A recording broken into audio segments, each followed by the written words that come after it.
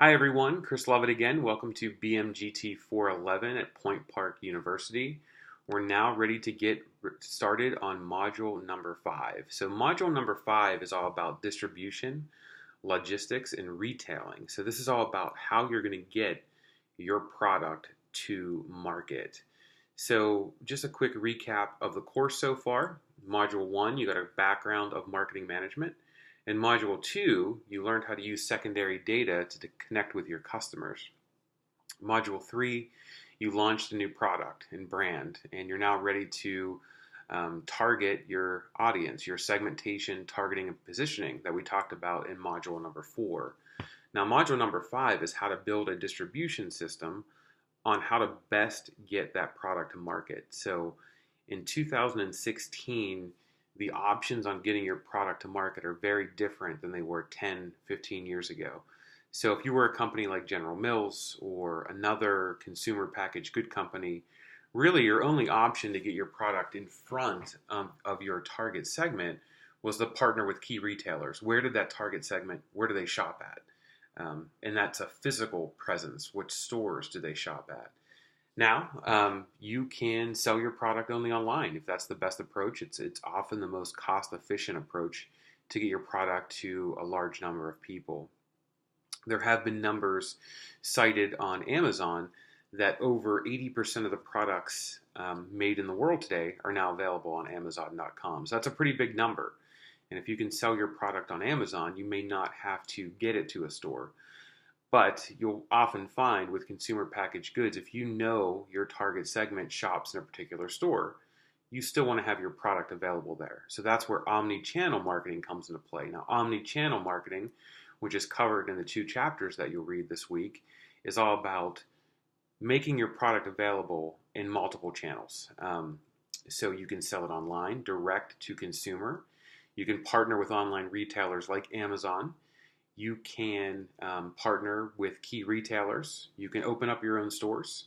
Think about like an IKEA store, for instance. They have their own physical store and they don't sell IKEA products anywhere else. Now, that route is the most expensive. If you're going to build your own store, you need to actually buy the physical locations. You need to employ the employees that work there. So, buying your own store is often the most expensive.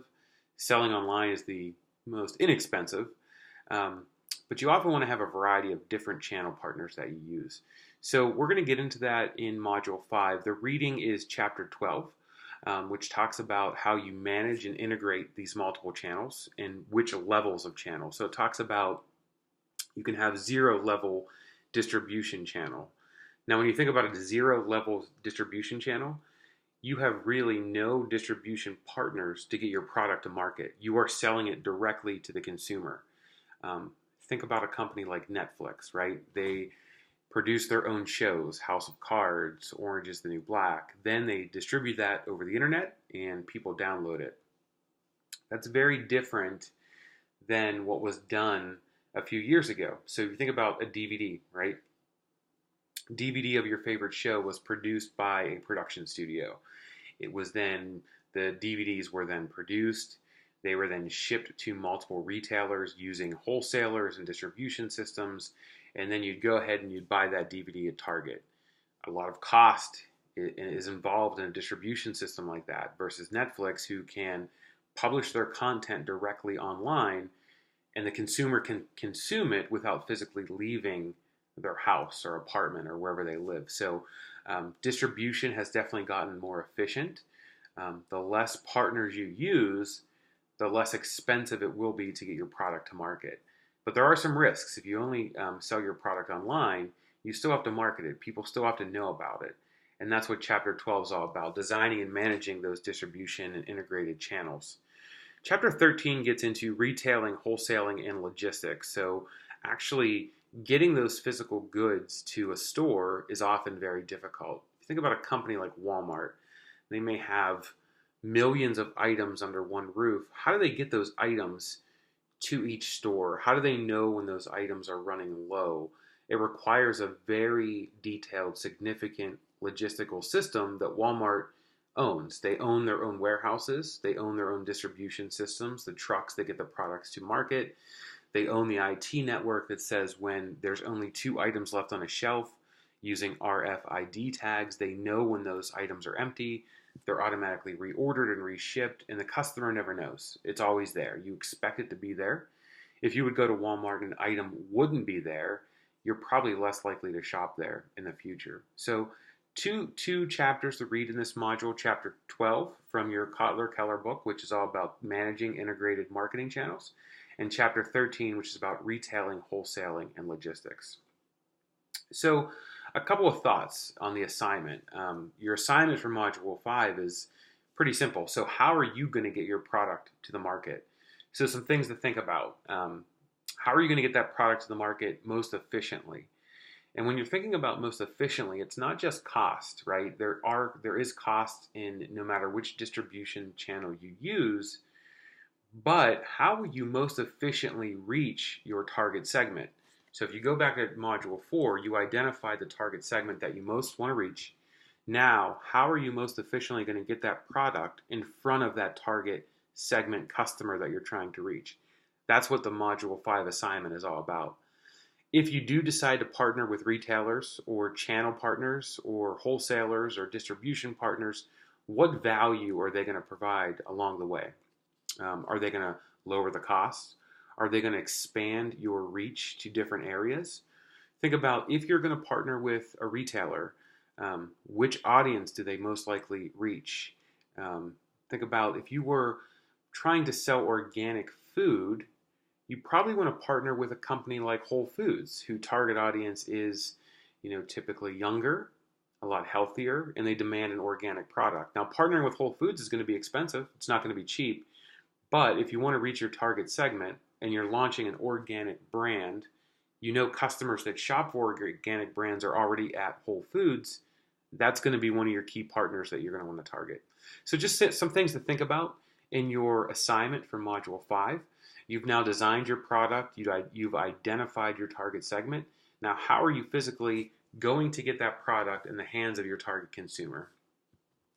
Now, we also have a discussion in Module 5. It's all about Amazon, and it's actually a video. It's not an article. So the video goes in detail behind the distribution system of Amazon, how they stock so many products and how they get it out to the customer so efficiently. It's kind of amazing to think about how big Amazon has become over the last couple of years. And Amazon has continued to innovate, right? So Amazon is on a quest to make shopping easier and easier for customers. So you may have heard of the Amazon Dash button. If you haven't, definitely do some research on the internet and figure out, find out what the Amazon Dash button is. A little bit of background of what this is. It's basically a little device that is connected to your Wi-Fi in your home. You can stick it on your washing machine, and if you have a Tide Dash button, when you are running low on Tide Pods, you push a button, and Amazon processes that. It knows you need more Tide Pods. That order is processed and shipped, and most likely you'll have those Tide Pods in 1 or 2 days, waiting for you on your front door. More convenient than going to a grocery store? Of course it is, yes. And it's a lot of technology and innovation that was involved in designing the Dash buttons. Another thing that Amazon has done is they have their Alexa product, which is their personal home assistant. And you can just talk to Alexa, like Siri on your phone, and say, Alexa, I need Gatorade. Alexa, I need trash bags. I'm just looking around my house and figuring out what I need. But Alexa will process that. Your credit card is on file at Amazon. You put the order through. You never actually go online. Everything is automatic. And again, in a day or two, those items are delivered to your doorstep. So retailing has become very, very difficult because competition is coming from everywhere. So I want you to dig deep into that video. And we're going to talk about Amazon, how it's become so big. And then, think about what's the future of retailing. Will there be a need for a physical shopping mall or a physical grocery store? What value will those channels provide in the future? There's a lot of real estate there, and people just aren't shopping there as much as they used to, which you'll find out in your research in Module 5. So that's about it. Background of Module 5.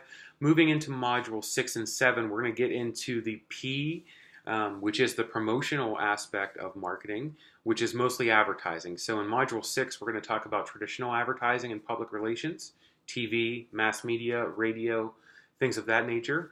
We're also going to talk about CRM, which is customer relationship management, a little bit. We're going to cover that in Module 7 as well. And Module 7 is going to also talk about promotion, advertising, and marketing, but we're going to focus just on the digital channel. So using social media to connect with customers, using digital marketing, retargeting, online advertising, Google AdWords, everything that a company can do online to reach their target segment. Digital marketing is becoming a much bigger deal today. So that's definitely a module I want you to focus on, not only for this course, but for your career. That skill set of digital marketing is becoming a must-have if you would like to advance your career and start a career in marketing management. So look forward to talking to you in Module 6 and 7 and finishing up in Module 8. Thanks, everyone.